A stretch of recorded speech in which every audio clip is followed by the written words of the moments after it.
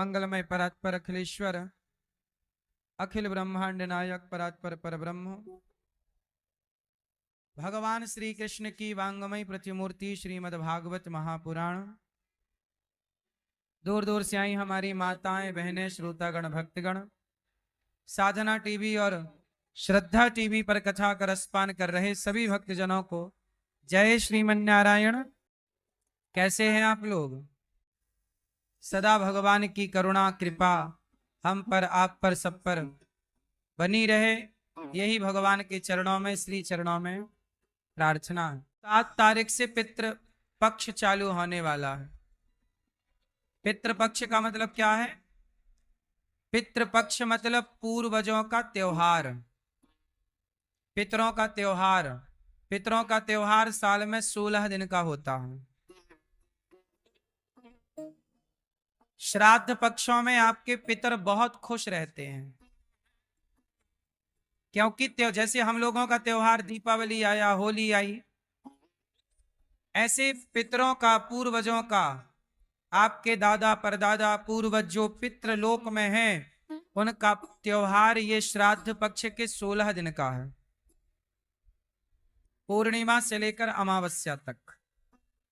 इन 16 दिन में आप अपने पूर्वजों के लिए जितना पुण्य करते हैं, अच्छा उनका उत्सव है, उनका त्योहार है, वो खुश रहते हैं। यह मौका है, साल में एक बार ये पितृपक्ष आते हैं, तो आप भी अपने पूर्वज बिठा सकते हैं, क्योंकि मुख्य होता है गोत्र और नाम।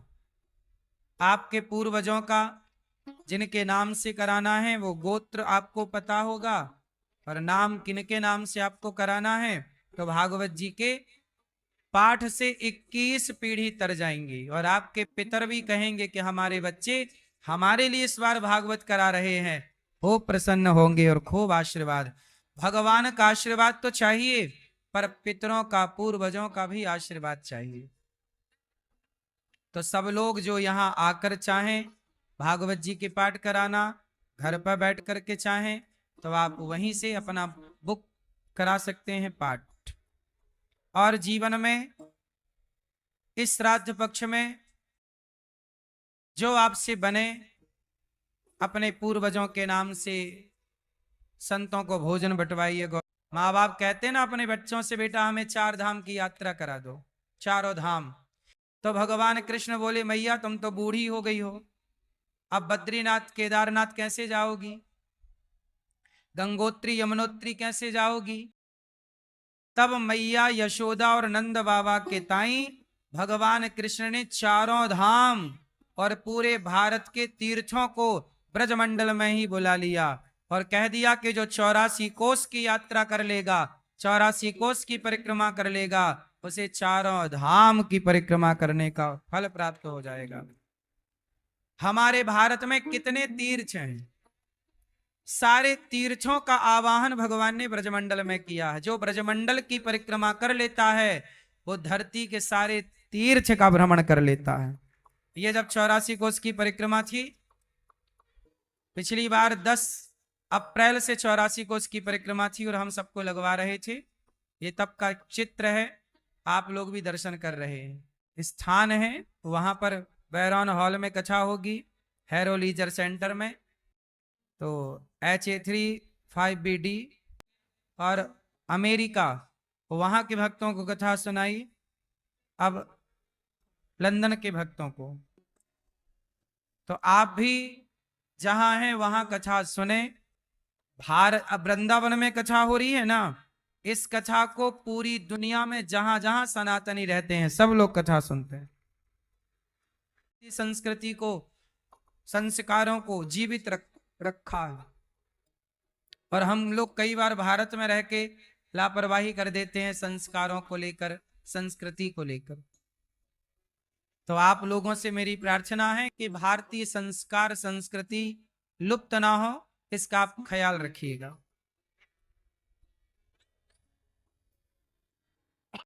तो भगवान, हमारे भारत में आज भी बहुत सारी परंपराएं ऐसी हैं जो गलत चल रही हैं, और चूंकि आप लोग कहते हैं कि बाप दादों से चली आ रही हैं तो फॉलो करना है। बहुत सारी परंपराएं गलत हैं, जैसे उनमें कुछ मैं जिक्र कर दूं। जैसे आपके घर में कोई एकादशी के दिन मृत्यु हो जाए किसी की, तो आप लोग कहते हैं कि एकादशी के दिन मृत्यु हो गई है, अब हम लोग एकादशी नहीं करेंगे, वो मान हो गई। जन्माष्टमी के दिन किसी की मृत्यु हो जाए तो आप कहते हैं कि अब जन्माष्टमी नहीं मनाएंगे क्योंकि इस दिन हमारे घर किसी की मृत्यु हो गई, दादी दादा किसी की। ये मान्यताएं, ये परंपराएं गलत हैं भाई। कोई व्यक्ति कभी ना कभी किसी ना किसी तिथि को तो मरेगा। एकादशी के दिन यदि कोई मर गया तो वह शुभ है कि उसकी सदगति हुई। आपको बंद नहीं करना, आपको और उस एकादशी के प्रति श्रद्धा रखनी है कि हमारे दादी दादा माता पिता यदि से का भगवान, हम तो यही कहते हैं कि मृत्यु एकादशी के दिन हो तो सबसे उत्तम है। एकादशी की मृत्यु सबसे बोलो उत्तम। कुछ तिथियां ऐसी हैं जिस तिथि में मरना उत्तम होता है ली, जबकि उन्हें इच्छा मृत्यु थी कि जब चाहे वो मर जाए, पर उन्होंने मकर संक्रांति को चुना। एकादशी, मकर संक्रांति, कुछ तिथियां ऐसी हैं जहां मृत्यु होना उत्तम। रामनवमी के दिन मरा तो रामनवमी छोड़ दी, जबकि ये तिथियां उत्तम है। इसलिए किसी भी तिथि में कोई मरे वो तिथि कभी मान नहीं होती। आप उस तिथि का त्योहार उत्सव सदा मनाते रहें। जिस दिन मरा है बस उस दिन वो तिथि का शोक होगा। जैसे आज एकादशी के दिन किसी की मृत्यु हुई तो आज त्योहार थोड़ी मना सकते हैं क्योंकि आज लाश पड़ी है घर पे, तो केवल आज के लिए उस तिथि में थोड़ा शोक रहेगा। पर चूंकि फिर भी अच्छी बात है कि एक सुंदर तिथि आपके लिए मिली, पर अगली जो एकादशी आएगी अगली तिथि उसे आप पूरा पूरा विधि विधान से मनाइए। तो ऐसी परंपराएं समाज में है या नहीं? बोलो हाँ।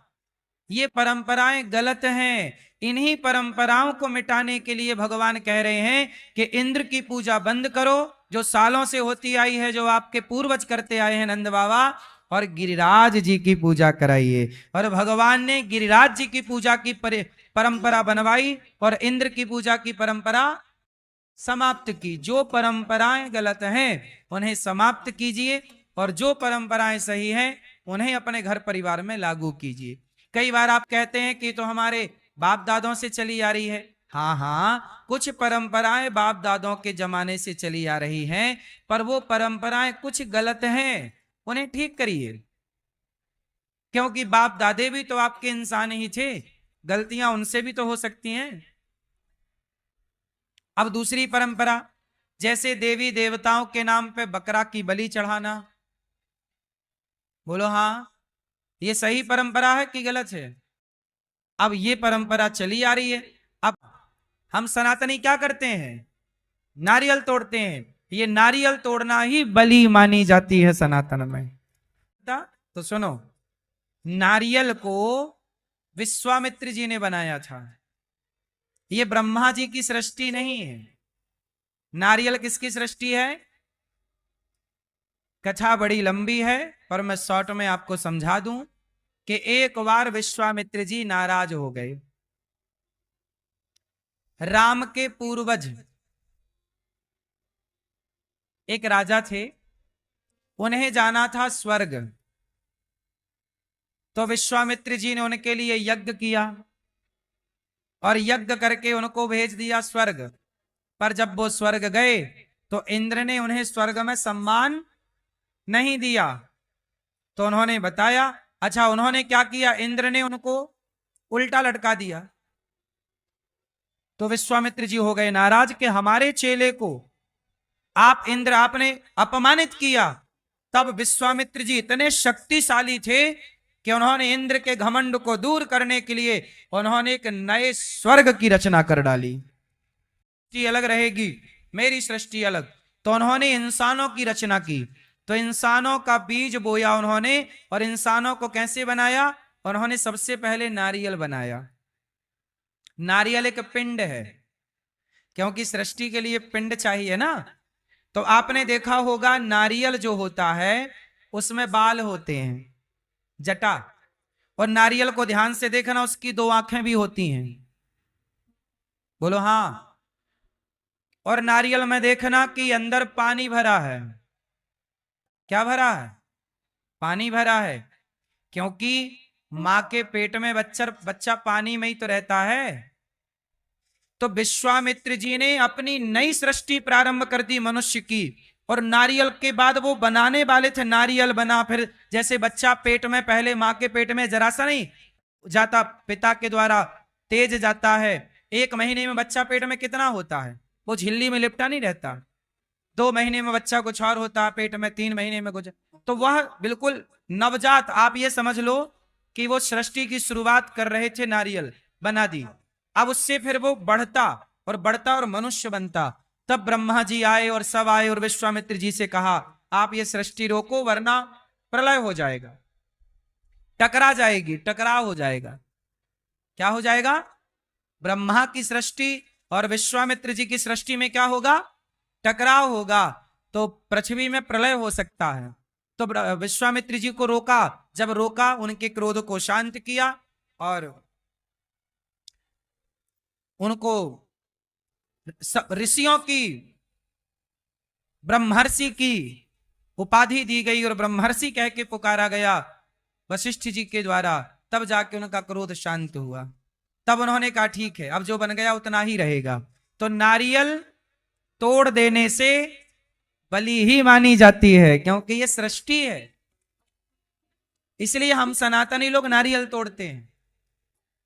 कोई भी गाड़ी खरीदता है, टायर के नीचे नारियल, नया घर बनवाता है तो नारियल, इसलिए नारियल तोड़ा जाता है। इसलिए बकरा काटने की जरूरत नहीं है। बकरा काट के खून बहाने से जो आप चाहते हैं जो मिलेगा, आपको हत्या करने की जरूरत नहीं है। एक नारियल तोड़ दीजिए, वही बलि स्वीकार है और वही भगवान को समर्पित है। बताओ क्या क्या ब्रह्मा का बनाया नहीं है? नारियल, गेहूं, सोना और भी चीजें हैं कुछ कुछ, पर इनके अतिरिक्त और एक चीज है जो विश्वामित्र जी की भी बनाई नहीं है। ना विश्वामित्र जी ने बनाई, ना ब्रह्मा जी ने बनाई। एक चीज और है जिसे भगवान नारायण ने बनाया है, और वो नारायण का बनाया हुआ एक चीज हम सबके बीच में रहती है, रहता है। बताओ क्या? सब लोग चुप रहेंगे। आप बताओ भैया, आपको पता है इस धरती पे 3 लोगों की बनाई चीजें दिखती हैं, ब्रह्मा जी की, विश्वामित्र जी की और भगवान नारायण विष्णु जी की। तो भगवान नारायण की बनाई एक ही चीज है, एक चीज भगवान ने बनाई। क्या? ये कमल का पुष्प। ये कमल का पुष्प किसकी रचना है? क्योंकि ब्रह्मा जी जब प्रकट हुए तो भगवान नारायण की नाभि से कमल निकला। कमल पहले पैदा हुआ, बाद में ब्रह्मा जी प्रकट हुए। अमित छवि नव, है ना? तो हर भगवान की सुंदरता की उपमा कहां से दी जाती है? कमल। क्योंकि कमल ही ब्रह्मा की बनाई सृष्टि अलग है, विश्वामित्र, लेकिन है सब पूरक। आप पहचान नहीं सकते कि कौन। ये तो शास्त्रों को पढ़ोगे तब नॉलेज होगा।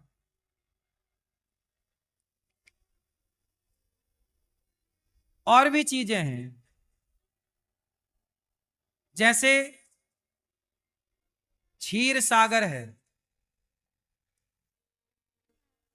5 तत्व है ना, पृथ्वी, जल, वायु, अग्नि और आकाश। ये 5 तत्व भी ब्रह्मा ने नहीं बनाए, ना इन्हें विश्वामित्र जी ने बनाए। ये 5 तत्व भी भगवान श्रीमन नारायण से ही प्रकट होते हैं, जिन्हें पंच तत्व से भाई मटेरियल दे दिया ब्रह्मा जी को, अब आप सृष्टि करते रहो। घर बनाने का सामान, सीमेंट गिट्टी ला के रख दी, लोहा सरिया ला के रख दिया, अब आप बना लो। तो संसार को बनाने के लिए कितनी चीजें चाहिए? संसार को बनाने कितनी चीजें चाहिए? 5। पृथ्वी, जल, वायु, अग्नि, आकाश। और ये 5 चीज किसकी हैं? भगवान की। इसलिए इन 5 को जोड़ा तो भगवान शब्द का निर्माण होता है। देखो बोलो भगवान, बोलो भगवान। भा मतलब भूमि, गा मतलब गगन, वा मतलब वायु, आ मतलब अग्नि, आ की मात्रा जो है भगवा, आ मतलब अग्नि और ना मतलब नीर, भगवान। ये पंच तत्व भगवान से प्रकट हुए हैं। इन पांचों तत्वों में भगवान का शासन है। ये मटेरियल दे दिया ब्रह्मा जी को, फिर कहा आप सृष्टि करते रहो। इसलिए पूरी सृष्टि पर शासन किसका है? ब्रह्मा जी केवल एक कार्यकर्ता है, मैनेजर कह लीजिए आप। भगवान का पूरा मैनेजमेंट ब्रह्मा जी करते हैं।